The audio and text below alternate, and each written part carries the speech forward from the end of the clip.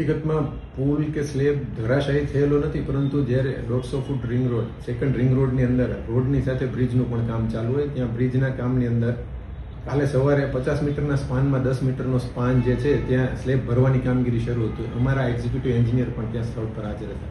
Slab ભરતા ભરતા જ્યારે નીચેના સપોર્ટ હતા એમાં સહેજ ખસ્યો સપોર્ટ, એટલે સ્લેબ સહેજ બેન્ડ થયેલો, એટલે અમારા એક્ઝિક્યુટિવ એન્જિનિયરે તે એમને સંપૂર્ણ દૂર કરવા માટેની સલાહ આપેલી હતી અને એ પ્રમાણે સૂચના મુજબ જ એ સ્લેબને આખો હટાવી લેવાની કામગીરી એજન્સી દ્વારા કરવામાં આવેલ છે અને ત્યારબાદ નવેસરથી શરૂઆતથી એ સ્પાનની કામગીરી શરૂ થશે.